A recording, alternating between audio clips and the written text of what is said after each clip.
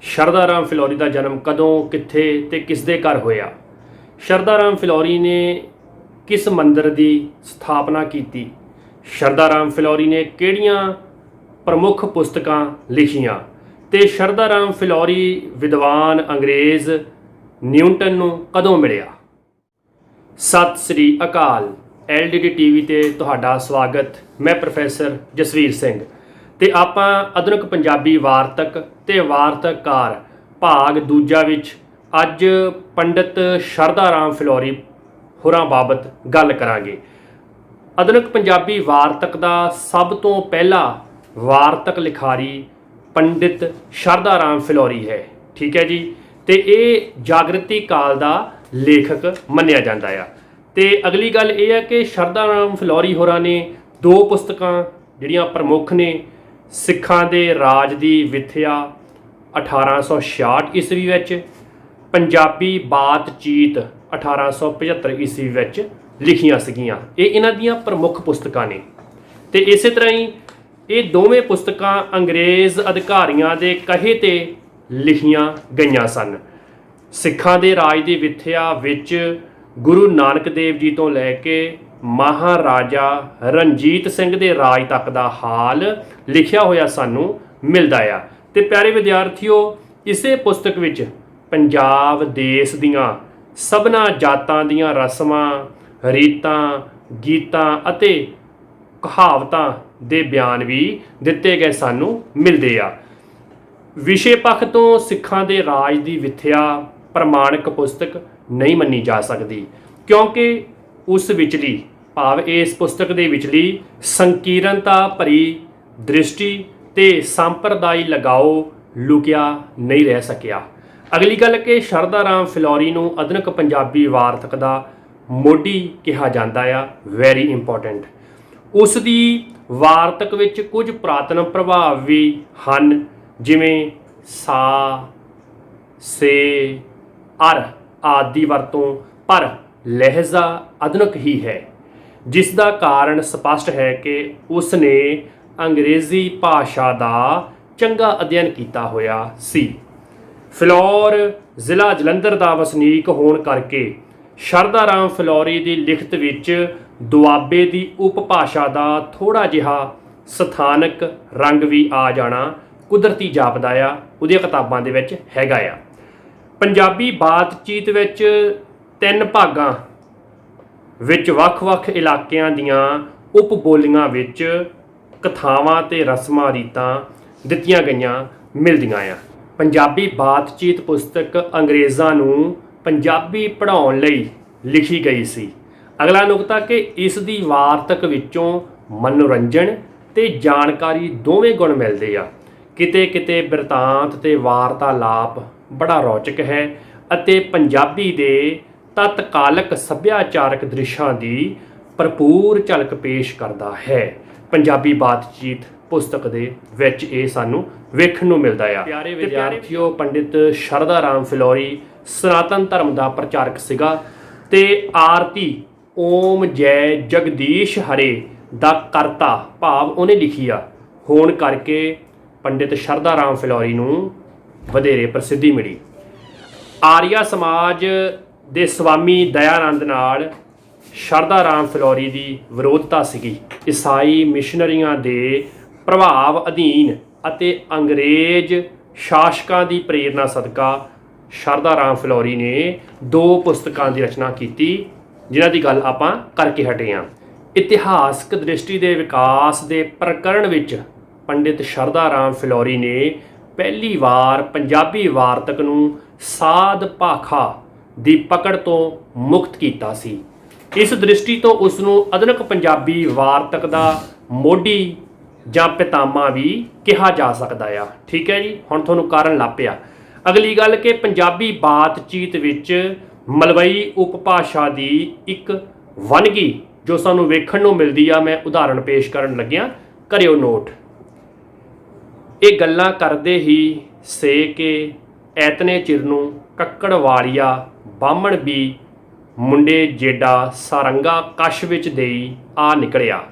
ਜਾਂ ਉਸ ਦੇ ਨਾਲ ਢੱਡ ਵੱਜਣ ਲੱਗੀ ਤਾਂ ਨਾ ਪੁੱਛ ਕਿੱਡੀ ਕੁ ਮੌਜ ਵੱਜੀ। ਜਾਂ ਉਸਨੇ ਲੰਮੀ ਹੇਕ ਨਾਲ ਗੀਤ ਗਾਏ ਤਾਂ ਮਾਲਵੇ ਦੇ ਜੱਟ ਲੱਗੇ ਰੁਪਈਏ ਪੈਸੇ ਸਿੱਟਣ। ਗੱਲ ਕਾਦੀ ਦੋਹਾਂ ਘੜੀਆਂ ਵਿੱਚ 300-400 ਟਕਾ 5-10 ਰੁਪਈਆ ਅਰ ਚਵਾਨੀਆਂ ਅਠਿਆਨੀਆਂ ਕੀ ਕਾਈ ਗਿਣਤੀ ਨਾ ਰਹੀ। ਇਹ ਸ਼ਰਧਾ ਰਾਮ ਫਿਲੌਰੀ ਦੀ ਲਿਖੀ ਹੋਈ ਲਿਖਤ ਦੀ ਇੱਕ ਉਦਾਹਰਣ ਆ।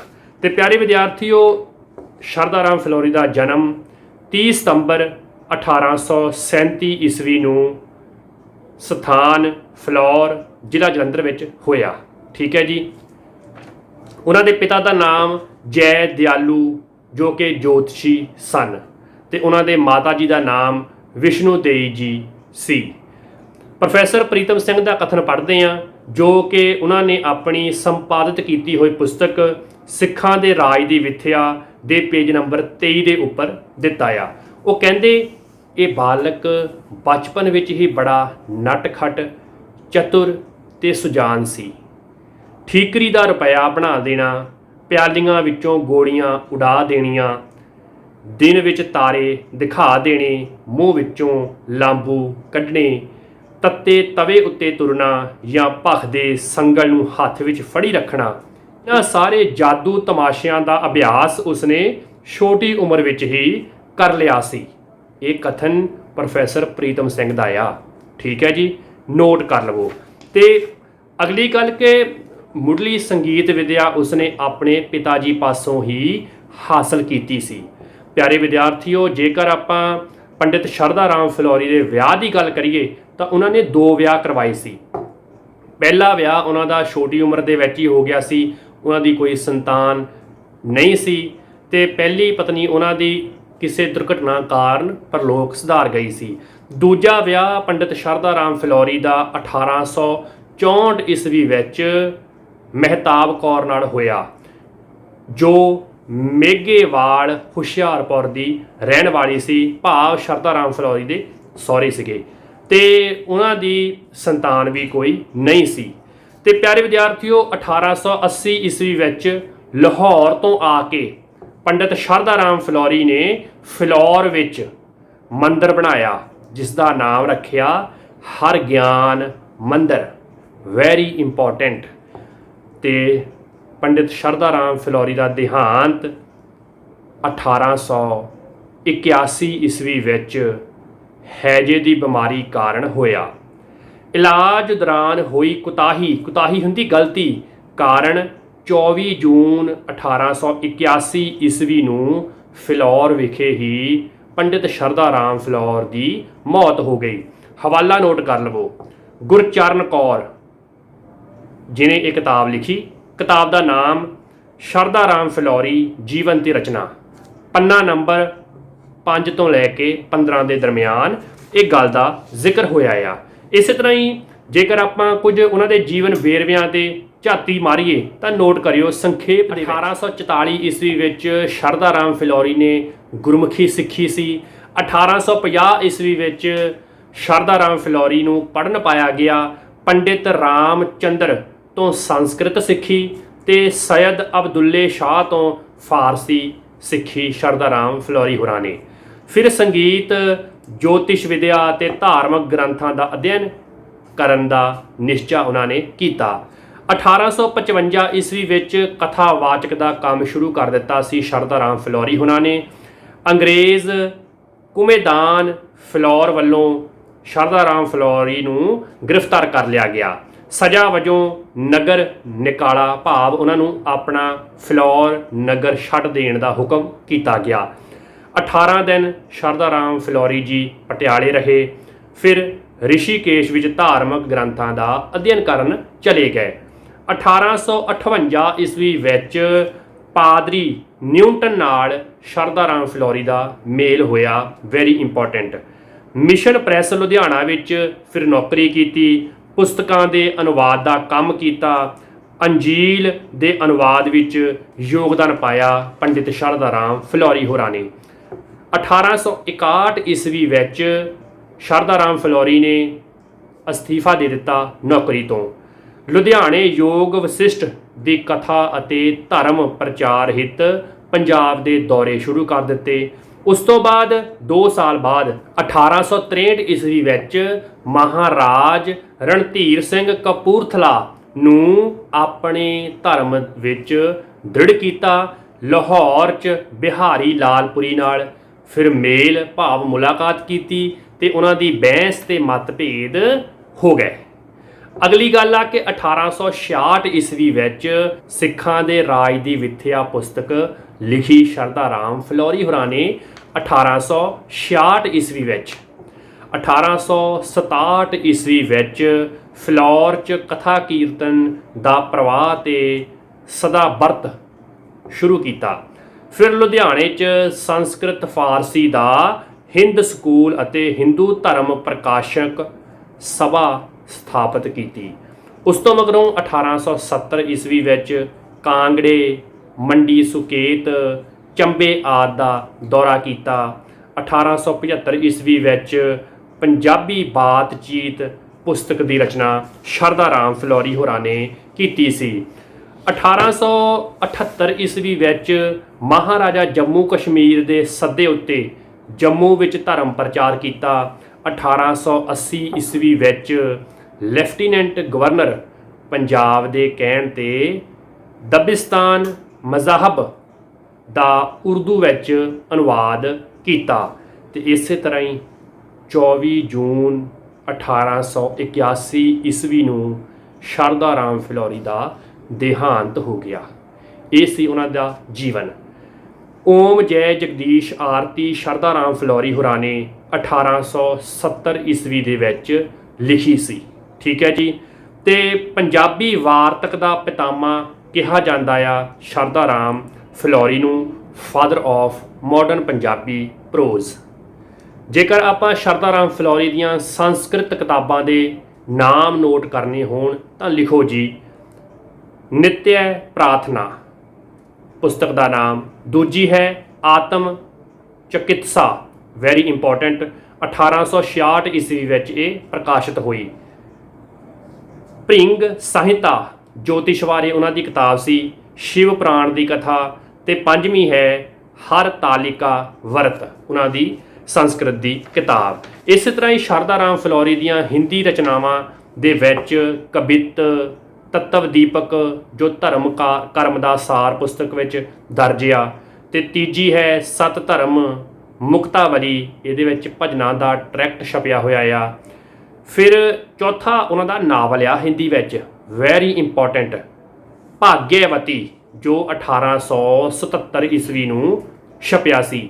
ਇਹਨੂੰ ਤੁਸੀਂ 4-5 ਸਟਾਰ ਪਾ ਲਓ ਕਿਉਂਕਿ ਇਹ ਹਿੰਦੀ ਸਾਹਿਤ ਦਾ ਪਹਿਲਾ ਨਾਵਲ ਮੰਨਿਆ ਜਾਂਦਾ। ਭਾਗਯਵਤੀ ਸ਼ਰਧਾ ਰਾਮ ਫਿਲੌਰੀ ਦਾ ਲਿਖਿਆ ਹੋਇਆ ਨਾਵਲ 1877 ਈਸਵੀ ਵਿੱਚ ਛਪਿਆ ਸੀ। ਤੇ ਅਗਲੀ ਗੱਲ ਕਿ ਪ੍ਰਯਾਗ ਮਿੱਤਰ ਇਸਤਰੀ ਸਿੱਖਿਆ ਬਾਰੇ ਸ਼ਰਧਾ ਰਾਮ ਫਿਲੌਰੀ ਦੀ ਹਿੰਦੀ ਰਚਨਾ ਆ। ਪ੍ਰਜਾ ਹਿਤੈਸ਼ੀ ਇਸਤਰੀ ਚਲਣ ਦੇ ਉਪਦੇਸ਼ ਬਾਬਤ ਆ। ਬਿਹਾਰ ਬੰਧੂ ਇਸਤਰੀ ਸਿੱਖਿਆ ਬਾਰੇ ਕਿਤਾਬ ਆ। ਰਮਾਲਾ ਕਾਮਧੇਨ 1866 ਵਿੱਚ ਛਪੀ ਰਮਲ ਵਿਦਿਆ ਬਾਰੇ ਕਿਤਾਬ ਆ। ਸਤੋਪਦੇਸ਼ 1880 ਈਸਵੀ ਵਿੱਚ ਸਾਹਮਣੇ ਆਈ। ਬੀਜ ਮੰਤਰ ਵੀ 1880 ਈਸਵੀ ਵਿੱਚ ਸਾਹਮਣੇ ਆਈ ਕਿਤਾਬ ਪਰਾ ਵਿਦਿਆ ਦੀ ਸਿੱਖਿਆ ਨਾਲ ਸੰਬੰਧਿਤ ਆ। ਸਤਯ ਮਿੱਤਰ ਪ੍ਰਵਾਹ ਪੁਸਤਕ ਵੀ ਉਹਨਾਂ ਦੀ ਆ। ਪਾਕ ਸਾਧਨੀ ਰਸੋਈ ਸਿੱਖਿਆ ਬਾਰੇ ਸ਼ਰਧਾ ਰਾਮ ਫਿਲੌਰੀ ਦੀ ਲਿਖੀ ਹੋਈ ਹਿੰਦੀ ਦੀ ਪੁਸਤਕ ਆ। ਤੇ ਕੇਤਕ ਸੰਗ੍ਰਹਿ ਜਾਦੂ ਤਮਾਸ਼ਿਆਂ ਬਾਰੇ ਲਿਖੀ ਕਿਤਾਬ ਆ।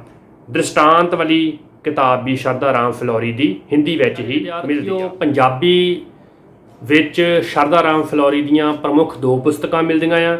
ਇਸ ਤੋਂ ਇਲਾਵਾ ਬੈਂਤ ਤੇ 12ਵਾਂ ਜਾਂ 12 ਮਾਸਾ ਵੀ ਉਹਨਾਂ ਦੇ ਨਾਮ ਨਾਲ ਜੋੜਿਆ ਜਾਂਦਾ ਆ। ਜਿਹੜੀਆਂ 2 ਪ੍ਰਮੁੱਖ ਪੁਸਤਕਾਂ ਆ ਉਹਨਾਂ ਨੂੰ 15-20 ਸਟਾਰ ਪਾ ਲਓ ਕਿਉਂਕਿ ਬਹੁਤ ਅਹਿਮ ਆ, ਬਹੁਤ ਵਾਰ ਪੁੱਛਿਆ ਜਾਂਦਾ ਆ। ਸਿੱਖਾਂ ਦੇ ਰਾਜ ਦੀ ਵਿੱਥਿਆ ਅਤੇ ਪੰਜਾਬੀ ਬਾਤਚੀਤ, ਇਹ ਬੜੀਆਂ ਹੀ ਮਕਬੂਲ ਇਸ ਕਰਕੇ ਨੇ ਕਿਉਂਕਿ ਇਹ ਪੰਜਾਬੀ ਦੀਆਂ ਪਹਿਲੀਆਂ ਵਾਰਤਕ ਕਿਤਾਬਾਂ ਮੰਨੀਆਂ ਜਾਂਦੀਆਂ ਆ। ਠੀਕ ਹੈ ਜੀ। ਅਗਲੀ ਗੱਲ ਕਿ ਲੈਕਚਰ ਨੂੰ ਆਪਾਂ ਸਮਾਪਤੀ ਵੱਲ ਲੈ ਕੇ ਜਾਂਦੇ ਹਾਂ ਤੇ ਸ਼ਰਧਾ ਰਾਮ ਫਿਲੌਰੀ ਹੋਰਾਂ ਦੀਆਂ ਉਰਦੂ ਰਚਨਾਵਾਂ ਦੀ ਗੱਲ ਕਰਦੇ ਹਾਂ। ਦੁਰਜਨ ਮੁਖ ਚੁਪੇਟਿਕਾ ਉਹਨਾਂ ਦੀ ਉਰਦੂ ਦੀ ਪੁਸਤਕ। ਇਸ ਵਿੱਚ ਈਸਾਈ, ਇਸਲਾਮ ਤੇ ਬ੍ਰਹਮ ਸਮਾਜ ਦਾ ਖੰਡਨ ਕੀਤਾ ਗਿਆ ਆ। ਧਰਮ ਕਸੌਟੀ 1874 ਈਸਵੀ ਵਿੱਚ ਛਪੀ ਉਪਨਿਸ਼ਦਾਂ ਦਾ ਅਨੁਵਾਦ ਇਸ ਪੁਸਤਕ ਵਿੱਚ ਕੀਤਾ ਗਿਆ ਆ। ਧਰਮ ਰਕਸ਼ਾ 1876 ਈਸਵੀ ਵਿੱਚ ਛਪੀ ਪੁਸਤਕ ਬ੍ਰਹਮ ਸਮਾਜ ਨਵੀਨ ਚੰਦਰ ਰਾਏ ਸਾਹਿਬ ਦੇ ਲੈਕਚਰ ਦਾ ਜਵਾਬ ਇਸ ਕਿਤਾਬ ਦੇ ਵਿੱਚ ਦਿੱਤਾ ਗਿਆ ਆ। ਧਰਮ ਸੰਵਾਦ 1876 ਈਸਵੀ ਵਿੱਚ ਉਹਨਾਂ ਦੀ ਪ੍ਰਸ਼ਨੋਤਰੀ ਦੀ ਕਿਤਾਬ ਆ। ਤੇ ਉਪਦੇਸ਼ ਸੰਗ੍ਰਹਿ ਧਾਰਮਿਕ ਉਪਦੇਸ਼ਾਂ ਨਾਲ ਸੰਬੰਧਿਤ ਸ਼ਰਧਾ ਰਾਮ ਫਿਲੌਰੀ ਦੀ ਉਰਦੂ ਦੀ ਕਿਤਾਬ ਆ। ਇਸੇ ਤਰ੍ਹਾਂ ਹੀ ਵੈਰੀ ਇੰਪੋਰਟੈਂਟ ਉਮੂਲ ਮਜ਼ਾਹਿਬ 1880 ਵਿੱਚ ਉਹਨਾਂ ਨੇ ਅਨੁਵਾਦ ਕੀਤੀ ਹੋਈ ਉਰਦੂ ਦੀ ਪੁਸਤਕ ਆ, ਜਿਹੜੀ ਦਬਿਸਤਾਨ ਮਜ਼ਾਹਿਬ ਦਾ ਉਰਦੂ ਅਨੁਵਾਦ ਆ। ਇਸ ਕਰਕੇ ਇੰਪੋਰਟੈਂਟ ਆ ਇਹ, ਕਿਉਂਕਿ ਇਹ ਅੰਗਰੇਜ਼ ਵਿਦਵਾਨ ਦੇ ਕਹਿਣ ਦੇ ਉੱਤੇ ਉਹਨਾਂ ਨੇ ਉਰਦੂ ਵਿੱਚ ਅਨੁਵਾਦ ਕੀਤੀ ਸੀ। ਤੇ ਮੁੱਕਦੀ ਗੱਲ, ਭਾਗਿਆਵਤੀ ਨਾਵਲ ਜਿਹੜਾ ਆ ਉਹ ਹਿੰਦੀ ਦਾ ਸਭ ਤੋਂ ਪਹਿਲਾ ਨਾਵਲ ਮੰਨਿਆ ਜਾਂਦਾ ਆ। Very very very important. ਪਿਆਰੇ ਵਿਦਿਆਰਥੀਓ, ਸ਼ਰਧਾ ਰਾਮ ਫਿਲੌਰੀ ਬਾਰੇ ਅੱਜ ਦੇ ਲੈਕਚਰ ਦੇ ਵਿੱਚ ਬਹੁਤ ਹੀ ਥੋੜ੍ਹੇ ਸਮੇਂ ਦੇ ਵਿੱਚ ਤੁਸੀਂ ਬਹੁਤ ਕੁਝ ਜਾਣਿਆ। ਮੈਨੂੰ ਉਮੀਦ ਆ ਕਿ ਤੁਸੀਂ ਬਹੁਤ ਚੰਗੀ ਤਰ੍ਹਾਂ ਸਮਝ ਗਏ ਹੋਵੋਗੇ। ਕੋਈ ਡਾਊਟ ਆ ਤਾਂ ਕਮੈਂਟ ਬਾਕਸ ਵਿੱਚ ਆਪਣਾ ਕਮੈਂਟ ਜ਼ਰੂਰ ਭੇਜੋ। ਜੇਕਰ ਕੋਈ ਡਾਊਟ ਨਹੀਂ, ਲੈਕਚਰ ਨੂੰ ਚੰਗੀ ਤਰ੍ਹਾਂ ਸੁਣ ਚੁੱਕੇ ਹੋ ਤਾਂ ਡਿਸਕ੍ਰਿਪਸ਼ਨ ਦੇ ਵਿੱਚ ਹੇਠਾਂ ਜੋ ਕੁਝ ਪ੍ਰਸ਼ਨ ਦਿੱਤੇ ਨੇ ਉਹਨਾਂ ਦੇ ਉੱਤਰ ਤੁਸੀਂ ਕਮੈਂਟ ਬਾਕਸ ਵਿੱਚ ਮੈਨੂੰ ਜ਼ਰੂਰ ਦਿਓ। ਆਪਣੇ ਆਪ ਨੂੰ ਜ਼ਰੂਰ ਪਰਖਿਆ ਕਰੋ ਤਾਂ ਕਿ ਤੁਹਾਨੂੰ ਸੌਖਾ ਯਾਦ ਹੋ ਜਾਵੇ। ਅਗਲੇ ਲੈਕਚਰ ਵਿੱਚ ਫਿਰ ਮਿਲਾਂਗੇ। ਮੈਨੂੰ ਦਿਓ ਇਜਾਜ਼ਤ। ਸਤਿ ਸ੍ਰੀ ਅਕਾਲ।